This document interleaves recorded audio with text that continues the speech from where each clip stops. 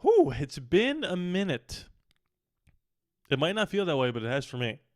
Because when was that? On Thursday into Friday, I flew to Pennsylvania for a bachelor party. Shout out Christian. My cousin getting married. I am the best man, so we had to plan a bachelor party. I rode horses. I shot people with paintball guns. I drank at a cabin in the middle of the woods. I had a great time, but I'm back. And who am I? I'm Rodney. If you already knew that, thank you so much for coming back and watching another video. You saw the title. We're talking about free agency today. Now, I'm going to make predictions, no doubt about it. There's a couple things I want to discuss off the bat. New setup here a little bit. I'm using some different technology, new camera, same mic, lights. Does it look better? Am I too bright? Do I need to be more in focus? We're kind of doing a technical check right now because I'm going through and looking at different things setup-wise to make this the best possible show for the viewer. This is going to be a prediction video. I'm going to predict... Excuse me. It's been a while. I'm going to predict specific types of players or paths I think the Raiders will take. I don't want to say, like, I think they're going to sign this player in particular, because if they go that position but a different DT, my prediction would be wrong, even though I knew or I was right in terms of them going for a specific position. But they just thought this player is better than this player. So I'm going to do that, although there are a few players in mind that I do think we're going to sign, and I'm going to get into that in a second. Last thing I want to say really quickly, just so you know, about 53% of you that are watching are subscribed. About 46% of you are not. So if you're new to the channel, we're trying to get to 13,000 subscribers. We're going to be doing this all off season. Make sure you hit that subscribe button. And link is in the description below for my Patreon. I'm trying to do this thing here. My Patreon, it's like a YouTube membership program, but instead of YouTube taking out 30% of everything you want to give me, Patreon only takes out 5%. I'm a Patreon guy, do or die. Link is in the description below. You can read all about the tiers and different things you get on there. Let's discuss potential free agent signings. Now, I'm going to contradict myself immediately because I said, and look, we're going to talk about quarterback, we're going to talk about the defense, we're going to talk about offensive weapons. Right now, it's going to be offensive weapons. Now, I said I'm not going to give you specific players. However, I do think there's one player in particular that you need to keep your eye on. I've mentioned it. He's going to be essentially the best wide receiver in the market, and his name is Christopher Godwin. I actually don't know if his name is Christopher on his birth certificate. I apologize to the Godwin family if I got that wrong. This is a player I'm willing to actually say, bona fide prediction, Chris Godwin will be a Las Vegas Raider in the year 2025. Obviously, there's a connection to John Spytek, who just came from the regime that drafted homegrown talent, found Chris Godwin from my alma mater, Penn State. There is also a connection to Tom Brady. Chris Godwin won a Super Bowl with Tom Brady. Now, he has a little bit of health concerns. I understand that. But when healthy, he's a top 15-ish receiver in the league. He's going to get paid top 15 to 20-ish money. He's not going to cost you something like a Stephon Diggs might, because Stephon Diggs, I hate to say it, is in it for the money. We all know that at this point in his career. It is what it is. Go get your bag, man. Do your thing. Feed your family. I'm doing the same thing. Talking about Chris Godwin. I just envision a world where Pete Carroll and Chip Kelly go, Chris Godwin, Jacoby Myers, Brock Bowers, Trey Tucker taking off the top of the defense. I want to say Michael Mayer as the backup tight end, but I don't know. They're talking about trading him. We'll see. We'll see what happens. I do think that's a formidable offense with him in the building. That's a guy that you could also have be a mentor along with Jacoby for Brock and whoever we decide to draft the wide receiver position, because I do think they're going to take somebody in the draft at some point. I don't expect us to take a wide receiver in the first. With our first 3 picks, they might take someone in the 3rd round with their second third rounder. I think they're going to go in no particular order. Some sort of lineman, defense, or offense, a running back, and then either a quarterback or a corner, and then we'll go from there. We'll do a whole separate draft prediction video when the time comes, but I do think without a doubt they're going to be looking to add another wide receiver, a veteran in the mix, and I think Chris Godwin's going to be the best wide receiver on the market, and he's only 28 years old. I know he feels like he's been in the league forever. He's only 28. He's a young kid still, and especially if you have a newer quarterback learning the system or a young quarterback, you're going to want to have somebody in place like Chris Godwin, along with Jacoby Myers, to kind of lead this young kid or this vet who doesn't know the Chip Kelly offense yet into the promised land. So I wanted to start out with a little positivity there because I'm getting into a little bit of negativity here. And it has to do with people we're going to lose. Now, Pete Carroll has gone out and said, we need to get all our defensive guys back. And as nice as that would be, I do think it's a little unrealistic to assume that we're going to get every single person, right? We're either going to have to overpay to get everybody, or we're going to have to get hometown discounts from some people, and I don't think that's going to happen. Now you got Robert Spillane out there, you've got Malcolm Kuntz out there, you've got Divine Diablo, you got Nate Hobbs, right? Trayvon Merrick, Marcus Epps. The reason why I'm predicting that this guy that I'm about to show you on the screen is the most likely to leave is because I just think Pete Carroll is confident in his ability to find and fill this position without having to go get somebody in free agency. I think this could be a late round draft pick for us that could start in the future. I do think there's a world where Nate Hobbs is that domino to leave us. I think they're going to prioritize Spillane, Merrick, and Kuntz, maybe in that order. And then they would like to bring Nate Hobbs back, but like I said, I think there's a world where Pete Carroll goes, look, linebackers and defensive linemen are a little harder to find in my area of expertise than cornerbacks. I've been saying it since day one. I don't expect us to take the corner at 6 overall because Richard Sherman, who's one of the greatest corners of our generation, people my age that are watching, and one of the leaders of the Legion of Boom when Pete Carroll was there, was a 5th-round draft pick. Pete Carroll knows how to find and squeeze every ounce of talent out of late-round defensive backs. You also have the injury concern of Nate Hobbs. I think, look, I said Chris Godwin. I'd like to sign him. He's got injury concerns, and I think Nate Hobbs is going to go. I think he's got injury concerns. I do think it's way worse to have injury concerns as a corner than a wide receiver, because if a wide receiver goes down, okay, yeah, that sucks, but you still got Brock, you still got Jacoby. If your starting corner goes down, that means your backup is now your starter, and your third you don't want your cornerback to be a position that constantly is in the blue medical tent, which is why I see a world in which Nate Hobbs is the one that can go. I also think there's a world in which Trayvon Merrick. There's a world in which Trayvon Merrick is another one that can go just because he's going to cost a little bit too much money. But Pete Carroll has said as much. Look, we want to bring back everybody that we can on the defensive end, and I appreciate him saying that. I just think it's a little unrealistic.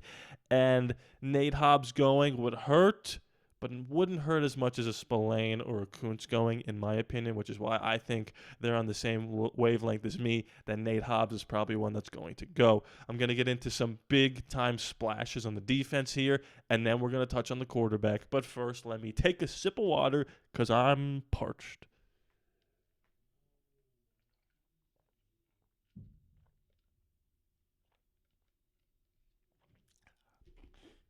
That was me telling you to hit that like button. Okay. I don't have specific players in mind for this exact prediction. I have players that I would like them to sign. I do think they're going to make a big splash on the defensive side of the ball, not homegrown talent-wise. Now, I've got a picture up here of Milton Williams. He's my guy that I would grab. 25 years old, 6.5 sacks, was wreaking havoc with Patrick Mahomes in the Super Bowl because Josh Sweat and Carter and all those guys and Graham were being double-teamed, and here comes Milton to sack Patrick Mahomes. If you put him in the middle of Wilkins and Crosby and maybe Coots to bring him back, that could be something special. I've mentioned Dre Greenlaw as another big-time splash that we can get. Linebacker-wise, a little bit of injury concern, but when he's out there, he's one of the best cover linebackers in the game. Josh Sweat's name has been thrown around for us to sign. I don't see that happening because I think they're going to prioritize Malcolm Kuntz. And I think Sweat's going to be more expensive than Kuntz, and rightfully so. So I don't know why they would do that, although if they did do that, I wouldn't complain. I don't think there's a world in which they could bring in Williams and Sweat, unless they both decide to take a little bit less to come to Vegas together. That would be absolutely insane in the membrane.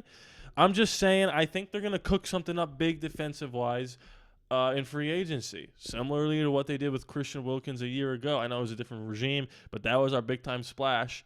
I think something like that is coming in the near future. Okay. So the moment you've all been waiting for, I've touched on some predictions there. I think we're going to grab Chris Godwin. I think Nate Hobbs is probably going to walk. I think we're going to make a big splash defensively, whether that's Sweat, Greenlaw, Williams, somebody that's not homegrown. The last person I want to discuss here, or the last position I want to discuss, is going to be the quarterback position.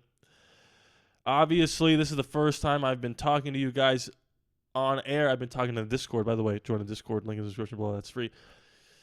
First time I've been talking to you guys on air since the Stafford thing kind of fell through. You know, look, that was a long shot. It started to feel like not a long shot.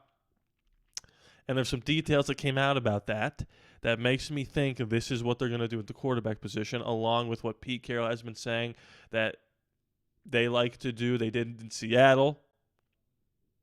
I think there's a world in where this is going to be a competition before going into week 1 with a rookie. Now, we're not going to predict the rookie because this is not a draft video. This is a free agency video.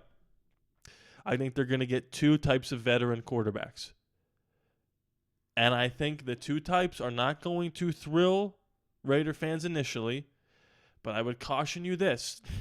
I'm sure that when the Seahawks drafted Russell Wilson, it wasn't the Seahawks fans that were jumping for joy. And when they traded him for Geno Smith, I'm sure Seahawks fans were like, what the hell are you doing? And Pete Carroll has been able to make Russell Wilson and Geno Smith work. So if they make moves at the quarterback position that are proven to be or that feel like a little wonky, you gotta put your faith in these guys that they know what they're doing. Chip Kelly, Pete Carroll. I'm not predicting that they sign Sam Darnold because they're lukewarm on him, right? That's the word on the street. I do think, because Colin Cowherd said, I talked to Chip Kelly, he's got me fired up about the Raiders quarterback situation. And Colin Cowherd is a big Sam Darnold guy. I do think there's a world in which they try to make a run at him, but the reason I don't think they sign him is because I think, like Matthew Stafford, Sam Darnold is rather going to go back to Minnesota. I don't think he's going to take more money to come to the Raiders. I think we're going to offer Sam more money than the Vikings. I don't think he's going to take more money. I think he's going to go back to Kevin O'Connell and Justin Jefferson and all those boys back in Minnesota, which is why I don't think we're going to get him, although I do think he is our number 1 option. There's some talk of Aaron Rodgers. That's interesting.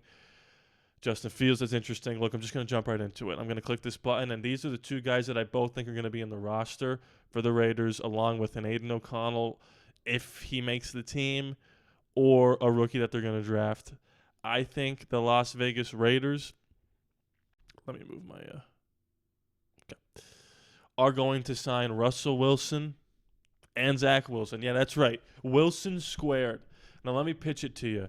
Not why I think this is going to work, but what I think they're thinking in their heads. We were willing to pay a lot of money for Matthew Stafford. Apparently, he took less to go back to the Rams. What we weren't willing to do is give up the 6th pick in the draft. What does that show me? That John Spytek wants to win now, right? Pete Carroll wants to win now, but they're not going to get crazy mortgaging the future of the franchise if they don't 100% believe in the guy. So here's what I think they're going to do. And you got to stay with me here. Russell Wilson, bring him in. He's going to be the vet. If you think back to Seattle, right? They had Matt Flynn come in. They signed this big contract with Matt Flynn. Then they drafted Russell Wilson. They battled it out. They gave the job to Russ. Okay? Pete Carroll and Russell Wilson, we know the connection there. Russell Wilson isn't the quarterback he once was, but he was pretty decent. Let's look up his stats here. I'm just going to pull up Russell Wilson stats. Let's see. Okay, this past season, in how many games did he play? So Justin Fields was 4-2. He played 6 games, 17 games. So he played 11 games, Russell Wilson. He completed 64% of his passes. He threw for 2,500 yards, 16 touchdowns, 5 pick, passer rating of 95. That's not bad. That's a lot better than Gardner Minshew, right? Or Aiden O'Connell. So there's a world in which I think they bring him in for a cheap contract and they let him compete with the rookie that we draft, similarly to what Matt Flynn did with him. And I also think they're going to take a flyer on Zach Wilson, whether you like it or not. Now, look, I'm going to be completely honest with you. I was high on Zach Wilson out of the draft. Didn't work out. This whole draft class with him and Trevor Lawrence and Mac Jones and Fields and Lance, they all seem to be all over the map in terms of levels of success, mostly bad, right? Maybe all bad. I just think there's a world in which, look, everyone's obsessed with Sam Darnold. I am too to a certain extent, but I'm also obsessed with looking for the next version of Sam Darnold. And Sam Darnold was on the Jets, was terrible, went to the 49ers, learned under Kyle Shanahan, a great offensive mind, went to the Vikings, exploded. Similarly, Zach Wilson went to the Jets, didn't go well, went to the Broncos, learned under a great offensive mind and Sean Payton. Now he's a free agent. There's reports that we're interested in him. So I think there's a world in which they go Zach Wilson, who could maybe be the next Sam Darnold. You never know. He's got elite physical ability. Protect him, give him a run game, put the weapons out there, and we could see what happens. Let Russell Wilson and Zach Wilson battle it out. Bring a rookie in to be the third guy. Pete Carroll will be there to manage all the egos. I think this is the most likely path that they're going to take. Not the path that I would take. I would go Sam Darnold, and then maybe I'd go Aaron Rodgers. But again, Spytek and Pete Carroll thus far have shown that they want to be aggressive, but selectively aggressive. Shout out to the Dallas Cowboys. I understand the vision of going Russell Wilson or even Zach Wilson, but you can't just bring Zach Wilson in and give him the keys to the castle if it doesn't work out. There's no point or there's no reason to not bring in Zach Wilson just to give him a shot. And if he stinks, you didn't spend too much money on him, you can cut him.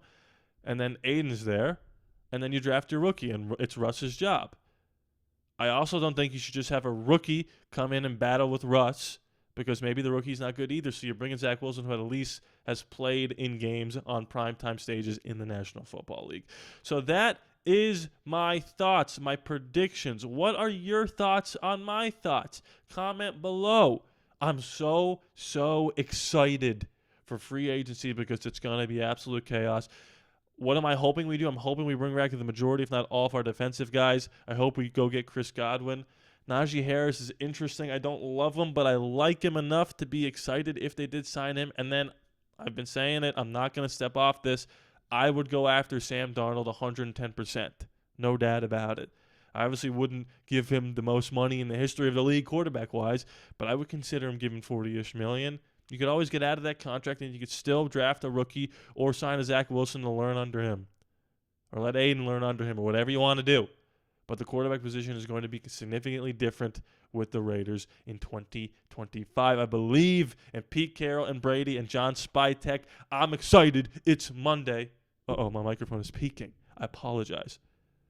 Shout out to my patrons. If you join the Patreon at the $5 tier, you get your name at the end of the credits along with videos days in advance, early access, never before seen content, ad-free content, and a monthly YouTube advice show from yours truly. There's going to be another benefit added to the $5 tier very soon that's going to let my patrons directly impact one of my videos per week and maybe appear in one of my videos.